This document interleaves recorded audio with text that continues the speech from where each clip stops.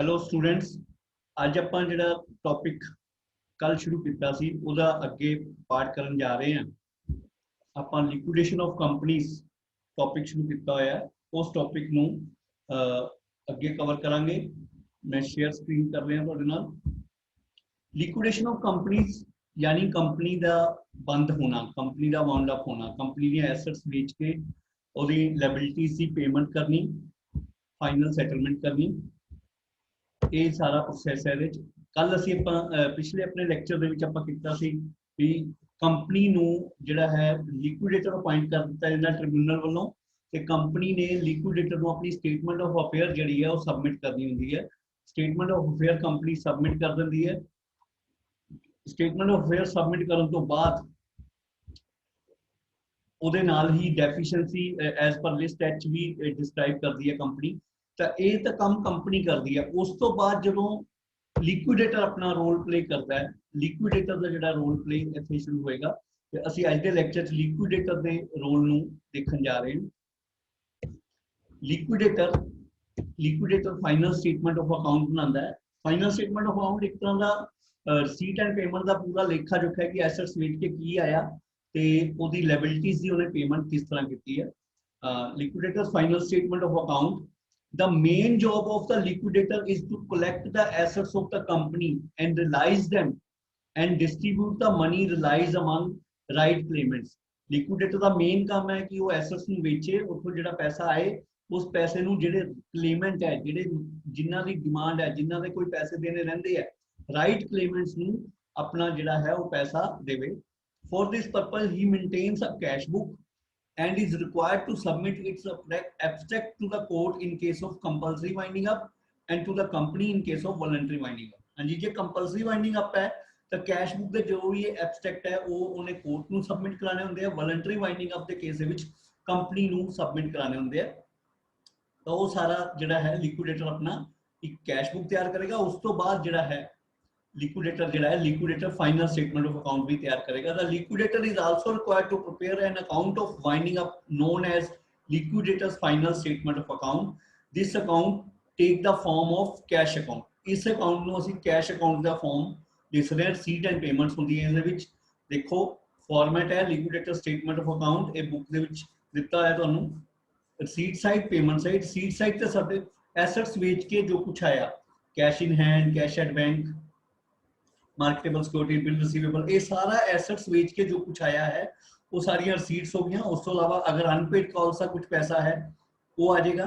ਠੀਕ ਹੈ, ਇਹ ਸਾਰਾ ਕਰਕੇ ਤੇ ਜੇ ਕੋਈ ਸਿਕਿਉਰਡ ਐਸੈਟ ਹੈ, ਸਿਕਿਉਰਡ ਐਸੈਟ ਹੈ ਤਾਂ ਉਹਦਾ ਸਰਪਲਸ ਆ ਸਕਦਾ ਇੱਥੇ, ਜਾਂ ਪੂਰੀ ਦੀ ਪੂਰੀ ਐਸੈਟ ਇੱਥੇ ਅਲੱਗ ਪਾ ਕੇ ਲਾਇਬਿਲਿਟੀਜ਼ ਦੇ ਵਿੱਚ ਸਭ ਤੋਂ ਪਹਿਲੀ ਪੇਮੈਂਟ ਸਿਕਿਉਰਡ ਐਸੈਟ ਦੀ ਕੀਤੀ ਜਾ ਸਕਦੀ ਹੈ ਪੇਮੈਂਟ ਸਾਈਡ ਤੇ। ਉਹ ਪੇਮੈਂਟ ਕਰਨ ਦਾ ਉਹਦਾ ਤਰੀਕਾ ਹੈ। ਦੈਨ ਪੇਮੈਂਟ ਸਾਈਡ ਤੇ ਸਭ ਤੋਂ ਪਹਿਲੇ ਲੀਗਲ ਚਾਰजेस ਜੇ ਕੋਈ ਹੈਗੇ ਆ, ਲਿਕੁਇਡੇਟਰ ਦੇ ਚਾਰजेस ਕੋਈ ਹੈਗੇ ਆ, ਲਿਕੁਇਡੇਟਰ ਦੀ ਰੈਮੂਨੇਸ਼ਨ, ਕਮਿਸ਼ਨ ਵਗੈਰਾ, ਇਹਦੇ ਬਾਰੇ ਆਪਾਂ ਡਿਟੇਲ ਸਟੱਡੀ ਵੀ ਕਰਾਂਗੇ। ਫਿਰ ऑक्शनियर्स वैल्यूअर चार्जेस, मतलब किसी तरह के भी लिक्विडेशन एक्सपेंसिस सारे पहले वो आएंगे। दैन उस तो बाद पेमेंट्स आएंगियां। ये सारे लिक्विडेशन एक्सपेंसिस अलग अलग तरह के लिखे हुए हैं। दैन डिबेंचर होल्डर्स नु पेमेंट, प्रेफरेंशियल क्रेडिटर्स नु पेमेंट, प्रेफरेंशियल क्रेडिटर्स तो बाद अनसिक्योर्ड क्रेडिटर्स नु पेमेंट, और अगर फिर पैसा बचता है तो वो पैसा जिहड़ा है कंट्रीब्यूटरी नु, पहले प्रेफरेंशियल होल्डर नु, फिर इक्विटी शेयर होल्डर्स नु ओदी पेमेंट जिहड़ी है कीती जाएगी।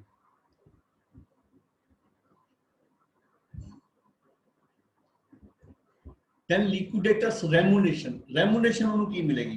The liquidator remuneration normally gets the liquidator normally gets a remuneration in the form of commission which is usually based on a percentage on the value of assets। ਆਮ ਤੌਰ ਤੇ assets realized ਦੀ value ਤੇ ਉਹਨੂੰ ਕੁਝ percentage ਦਿੱਤੀ ਜਾਂਦੀ ਹੈ।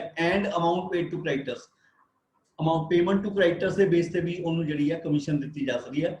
The remuneration may be given in the following forms। ਹਾਂਜੀ, सब तो पहले commission on assets realised, commission on amount realised. Asset realised ते अमाउंट रिलाइज्ड दे विच बेटा फर्क की है? एसेट रिलाइज्ड दे केस दे विच असीं सारी एसेट्स तो जो कुछ रिलाइज होया सारा दा सारा, चाहे वो एसेट स्पेसिफिकली सिक्योर्ड सीगी चाहे वो नहीं सीगी, जो एसेट्स तो रिलाइज होया वो सारी amount लवांगे।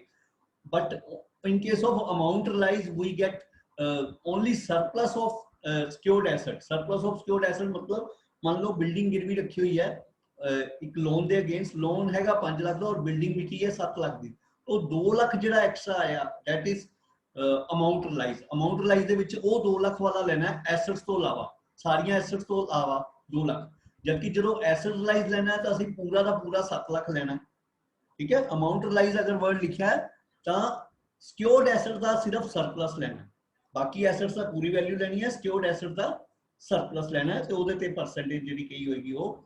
then commission on amount paid to unsecured creditors, unsecured creditor here means preferential and unsecured, क्योंकि preferential creditors ਨੂੰ ਕੋਈ ਪ੍ਰਾਇੋਰਟੀ ਨਹੀਂ ਹੁੰਦੀ, ਅਗਰ ਕੁਐਸਚਨ ਸਾਇਲੈਂਟ ਹੈ ਤਾਂ ਤੁਸੀਂ preferential creditor ਤੇ ਵੀ ਕਮਿਸ਼ਨ ਦੇਣੀ ਹੈ, ਕਿਉਂਕਿ ਉਹਨਾਂ ਨੂੰ ਕੋਈ ਸਿਕਿਉਰਿਟੀ ਨਹੀਂ ਮਿਲੀ ਹੋਈ, ਉਹਨਾਂ ਨੂੰ ਸਿਰਫ preference ਮਿਲੀ ਹੈ, they are also unsecured but preference over the other part which is not preferred, which not covers under preference definition। ठीक है, तो दोनों ते कमीशन देनी है। then commission on amount paid to shareholders, कई बारी क्या होता है कि अमाउंट पेड जी अवेलेबल है शेयर होल्डर्स वास्ते ਉਹਦੇ ਤੇ कमीशन देनी है। इस केस ਦੇ ਵਿੱਚ क्योंकि सारे पैसे ਜਿਹੜੇ शेयर होल्डर्स वास्ते बचणगे ਉਹਦੇ ਵਿੱਚੋਂ ही कमीशन देनी है, तो ਇੱਥੇ नॉर्मली कमीशन ਜਿਹੜੀ है amount available into rate over 100 plus rate ही गिवन होएगी, जबकि अनसिक्योर्ड क्रेडिटर्स के केस ਵਿੱਚ अगर पैसे घट है पेमेंट जोगे तो फिर सानू रेट ओवर 100 प्लस रेट लेना पेगा, अदरवाइज अगर पैसे सफिशिएंट अवेलेबल है then there is no problem। illustration 6, a liquidator is entitled to receive remuneration at 2% on the assets realized, 3% on the amount distributed to preferential creditors and 3% on the payment made to unsecured creditors। हाँ जी, 2% asset realised था, 3% amount distributed to preferential creditors, 3% ਜਿਹੜਾ ਹੈ payment to unsecured creditors, दोनों ਨੂੰ ਜਿਹੜੀ ਹੈ 3-3%। ਕਈ ਵਾਰੀ प्रेफरेंशियल अलग तो नहीं ਦੱਸਿਆ ਹੁੰਦਾ, ਤਾਂ ਜਦੋਂ अनसिक्योर्ड क्रेडिटर ਕਿਹਾ ਉਹਦਾ ਮਤਲਬ ਹੈ प्रेफरेंशियल ਉਹਦੇ ਵਿੱਚ ਹੀ ਹੈ। मैं हमने गल करके हटे हैं कि preferential creditors are unsecured, they don't have any security, they only have preference over the other creditors। the assets were realized for 45 lakh against which payments was made as follows: liquidation expenses 50,000, secured creditors 15 lakh, preferential creditors 1,25,000, the amount due to unsecured creditor is 15 lakh। you are asked to calculate the total remuneration payable to the liquidator, calculation shall be made to the nearest multiple of rupees। हाँ जी, commission की गई है, सब तो पहले तो उन्हें क्या 2% एसेट रिलाइज, एसेट साड़ियां 45 लाख दी रिलाइज हुई हैं, तो सब तो पहले एसेट रिलाइज का 2%, 45 लाख का 2% आ गया 90,000, 90,000 रुपए आ गए। then 3% payment to preferential creditors, तो सिक्योर्ड क्रेडिटर लग देते हैं, प्रेफरेंशियल लग देते हैं और अनसिक्योर्ड अलग देते हैं। तो प्रेफरेंशियल का 3%, 1,25,000 का 3%, 3,750, 3,750 रुपए, 3,750। then 3% on payment made to unsecured creditors, unsecured creditor ਨੂੰ पेमेंट मेड करनी, ਆਪਾਂ ਪਹਿਲੇ वर्किंग देखिए भी ਸਾਡੇ ਕੋਲ अवेलेबल कितने पैसे है। 45 लाख रुपए एसेट्स तो आया सी, 50,000 लिक्विडेशन एक्सपेंसेस है, 15 लाख ਤੇ सिक्योर्ड क्रेडिटर्स है, ठीक है, 1,25,000 ਦੇ प्रेफरेंशियल क्रेडिटर है, क्योंकि ਅਸੀਂ ਇਹਨਾਂ ਦੀ कमीशन वगैरह दे चुके हैं, ਇਹਨਾਂ ਨੂੰ ਲੈਸ कर देंगे तो ਹੁਣ तक टोटल कमीशन बनी 90,000 ਤੇ 3,750, ये दोनों कमीशन भी लेस कर देंगे। तब अमाउंट अवेलेबल जी है 23,31,250, it is sufficient to cover the unsecured creditor as well as their commission. Unsecured creditor 15 lakh से 3% कमीशन, 45,000 कमीशन बन रही है, ठीक है, दोनों चीज़ां कवर हो रही हैं, 15 लाख 45,000 ਇਹਦੇ ਵਿੱਚੋਂ कवर हो रहा है, ਇਹਨੂੰ कवर ਕਰਨ ਤੋਂ ਬਾਅਦ पैसे बचणगे, इसलिए सानू सिंपली रेट लगा के ਅਸੀਂ सिंपली 15 लाख ਦਾ 3% करांगे, 45,000 कमीशन जी दे देंगे, तो टोटल रेमुनेशन 1,38,750। फॉर एग्जाम्पल इतने पैसे होंगे 15,30,000 रुपए, फिर असी 15 लाख से 3% करते हैं तो 45,000 बना के 15,45 देना पैंदा है, तो उस केस में सानू अवेलेबल मनी दे विचों ही कमीशन भी करनी पैनी सी। then we have to go for 3/100 free। yes, next example, a liquidator is entitled to receive remuneration at 2% on the asset realized and 3% on the amount distributed among the unsecured creditors। the asset realized 70 lakh against which payment was made as follows: liquidation expenses 50,000, preferential creditor 150, secured creditors 40 lakh, unsecured creditor 30 lakh। calculate the total remuneration payable to the liquidator। पहले आप liquidator की commission जी है asset lies वाली 2%, 1,40,000 आ गई। Preferential creditor, क्योंकि उन्हें commission सिर्फ अनसिक्योर्ड क्रेडिटर ते गई है, पर मैं तो दस चुका कि प्रेफरेंशियल क्रेडिटर भी अनसिक्योर्ड ही होंगे, तो पहले प्रेफरेंशियल दी देंगे असी। प्रेफरेंशियल क्रेडिटर 3%, 4500, इतों तक टोटल 1,40,000 ते 4500 ही दो कमीशन बन गया। तीसरी कमीशन वास्ते असी वर्किंग नोट देखांगे पहले। टोटल एसेट रिलाइज हुई साडियां 70 लाख दियां। लिक्विडेशन एक्सपेंसिस साडे 50,000 के क्वेश्चन गिवन है। क्रेडिटर्स जेडे गिवन है सिक्योर्ड ते अनसिक्योर्ड। अनसिक्योर्ड बाद चो देखांगे, पहले सिक्योर्ड देखा, सिक्योर्ड 40 लाख पे कर दो, प्रेफरेंशियल क्रेडिटर पे कर दो, कमीशन दोनों जिहड़ियां कैलकुलेट कीतियां वो पे कर दो, तो अमाउंट अवेलेबल है 26,55,000, जबकि साडे अनसिक्योर्ड क्रेडिटर किन्ने हैं 30 लाख दे।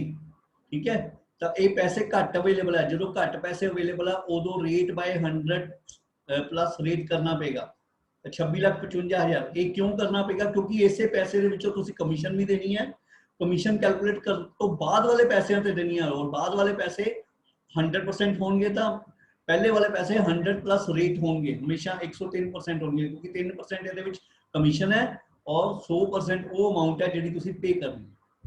ठीक है जी, इसलिए 3/103 3/100 3 करके 77,345 साडी कमीशन आ गई।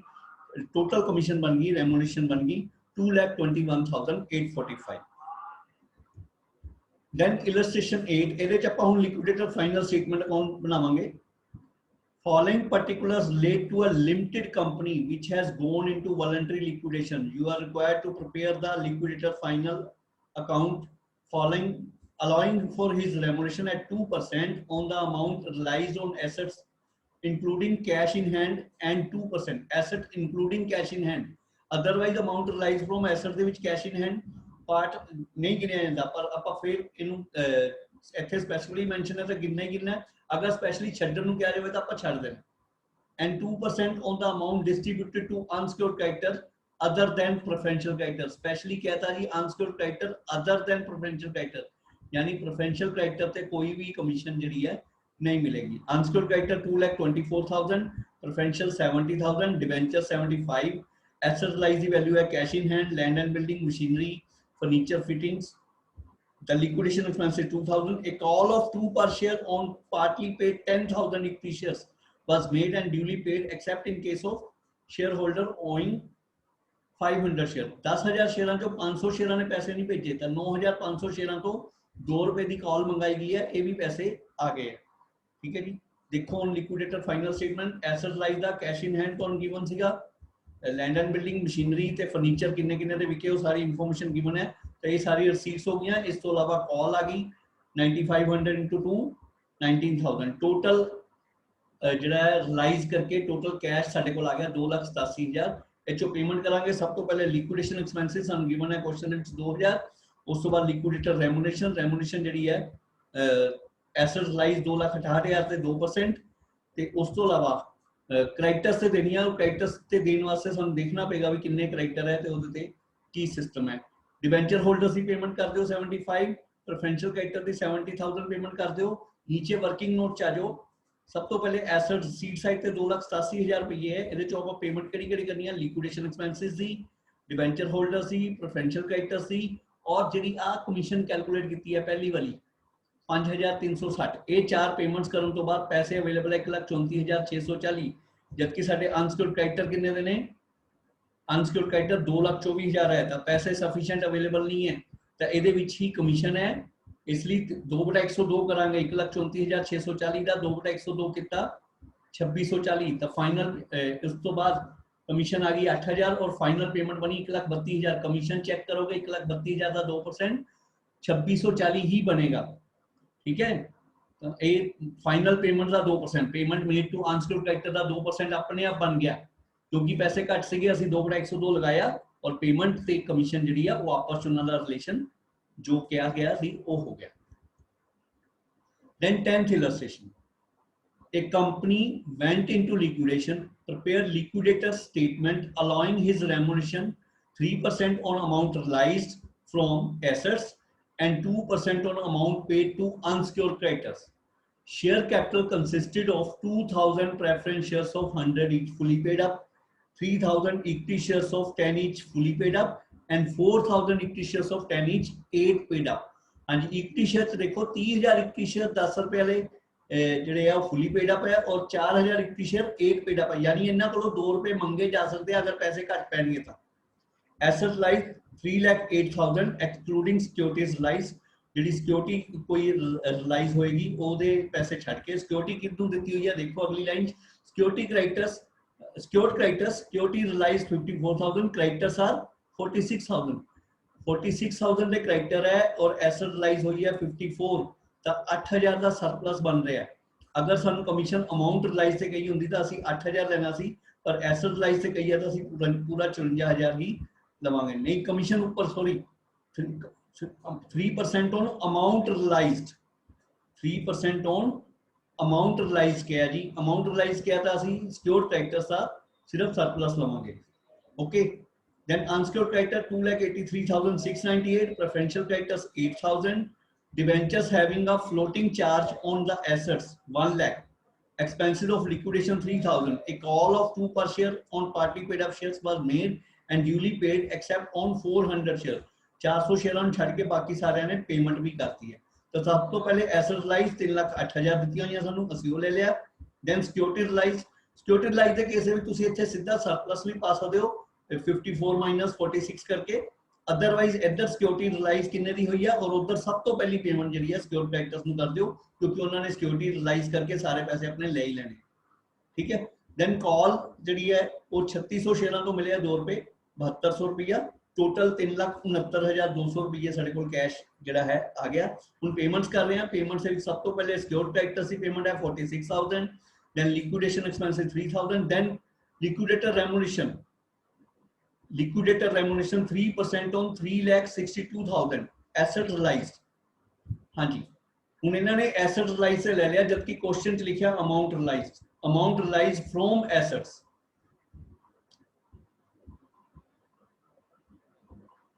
वैसे बेटा अमाउंट रिलाइज के केस में सरप्लस लेना होता है, पर अमाउंट रिलाइज फ्रॉम एसेट्स लिखा है, सारियां एसेट्स तो हो गया एक तरह का एसेट रिलाइज का ही वैल्यू बन गई है 10,860 रुपए कमीशन होगी। Then 2% on payment to creditors, उन्होंने क्या है 2% amount paid to unsecured creditor, तो preferential creditors are also unsecured, तब 8,000 के प्रेफरेंशियल क्रेडिटर है उन्होंने 2% 160। देन फाइनल पेमेंट ते असी कटांगे वो सेम 2/102 करना पेगा, वो चेक करना पेगा पैसे अवेलेबल कितने हैं। सब तो पहले डिबेंचर होल्डर्स सानू दसे हुए ने उन्हों की पेमेंट करो, डिबेंचर होल्डर्स की पेमेंट 1 लाख। अगर बेटा डिबेंचर होल्डर्स का कोई इंटरस्ट हो तो इंटरस्ट की भी पेमेंट नाल करनी पैंदी है। उस वक्त प्रेफरेंशियल क्रेडिटर्स की पेमेंट 8,000, इत्थों तक कुल मिला के साडे कोल पैसे किन्ने बचे वो सानू चेक करना पेगा। टोटल जिहड़े पैसे सीगे सीट साइड चों 146,000 सिक्योर क्रेडिटर वाला लेस करांगे, लिक्विडेशन एक्सपेंसिव लेस करांगे, आ दो कमीशन जिहड़ियां कैलकुलेट कीतियां ये दोनों लेस कर दांगे, डिबेंचर होल्डर्स ते प्रेफरेंशियल क्रेडिटर लेस करांगे। ये सारा कुछ लेस करके 2,01,180 रुपए बचते हैं, जबकि साडे क्रेडिटर्स जिहड़े ने वो 2,83,698 रुपए दे ने 2,83,698। तो फिर क्योंकि पेमेंट जो के पैसे पूरे नहीं है तो इस केस में फिर 2/102 लगेगा, जिन्ने पैसे अवेलेबल है ਉਹਦੇ ਤੇ 2/102 लगा के कमीशन आ गई 3,945, final commission 14,965 and final payment 1,97,235। ਇਹਦੇ ਤੇ अगर 1,97,235 ਤੇ 2% सीधा कैलकुलेट करांगे तो वो 3,945 3,945 आ जाएगा। ठीक है जी। Then next illustration, Prakash Processor Limited went into voluntary liquidation on 31st December 2019. Its balance sheet was as follows: equity and liabilities, equity share capital 5,000 equity shares 100 each 75 paid up, 15,000 equity shares 100 each 60 paid up per share. Then 10,000 10% cumulative preference shares 100 each fully paid up। Preference share fully paid up है, equity share 75 ते 60 paid up है। पहली गल तो इन्हां दी paid up value च ही difference है।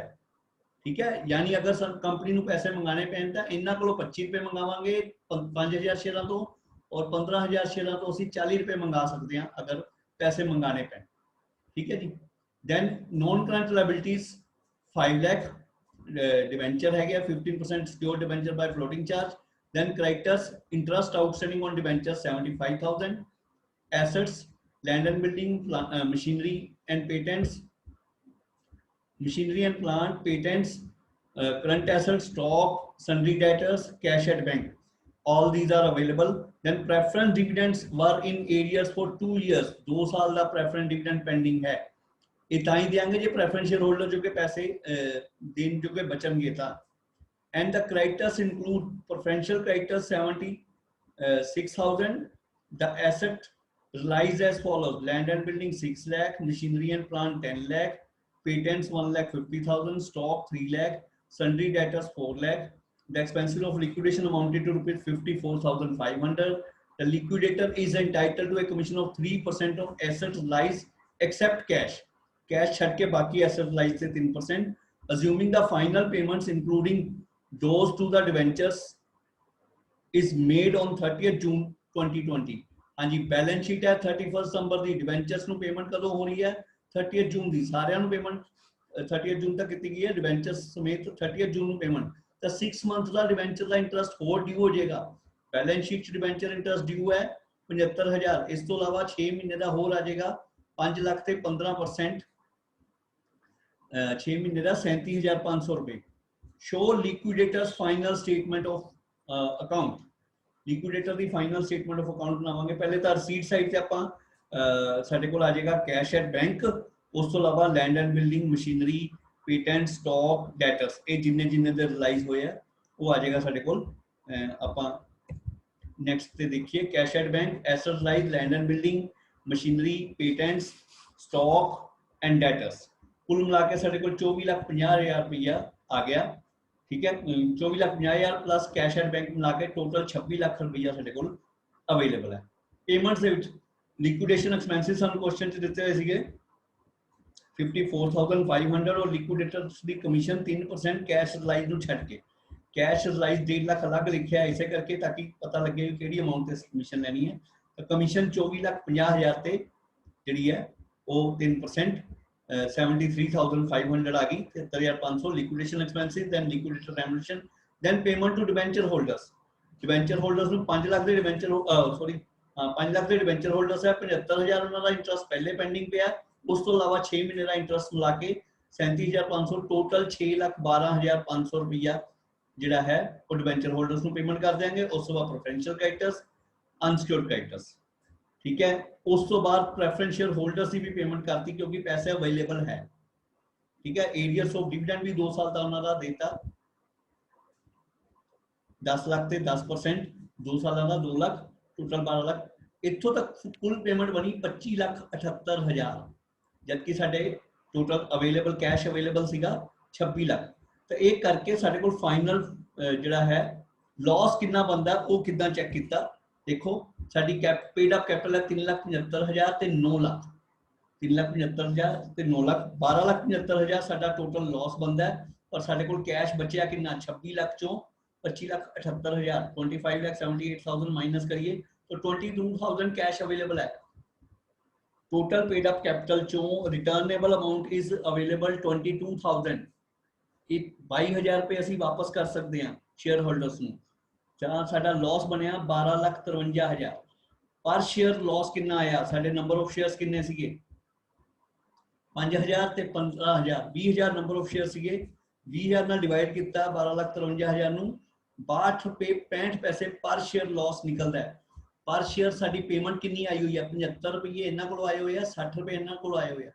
हुण इन्हां दा 60 रुपए वालियां दा लॉस बनदा 62 रुपए 65 पैसे 62.65, बट आए किन्ने है 60 रुपीज।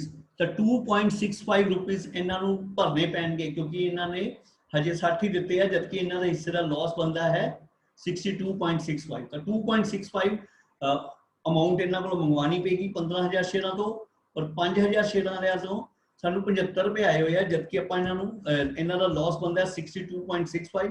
तो इन्हां दी रिटर्नेबल अमाउंट बन जाएगी 75 रुपए वो दे चुके ने, 62 रुपए 65 पैसे उन्हां दा लॉस हो गया।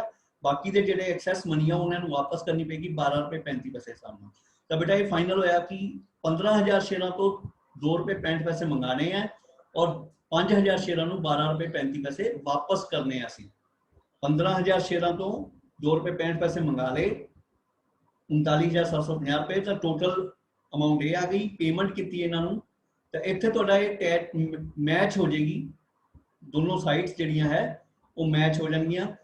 ये ₹12.35 ते ₹2.65 कितना है एक बार दोबारा दस रहे हैं। टोटल पेड अप कैपिटल सी 12,75,000 जबकि साढ़े को वापस करनी कैश अवेलेबल सी 22,000। तो इतने सवाल पैदा होता है कि किन्ने शेयर होल्डर को किन्ने पैसे वापस मोड़िए। ठीक है, वो सवाल का हल असी कितों लभ्या। 15,000 रुपये 15,000 शेयर से जिन्होंने ₹60 दिते हुए सी और 5,000 शेयर से जिन्होंने ₹75 दिते हुए सी। क्योंकि इन्हों की पेड अप वैल्यू च डिफरेंस है, इस करके सानू टोटल लॉस जिहड़ा अलग तो कढ़ना पिया।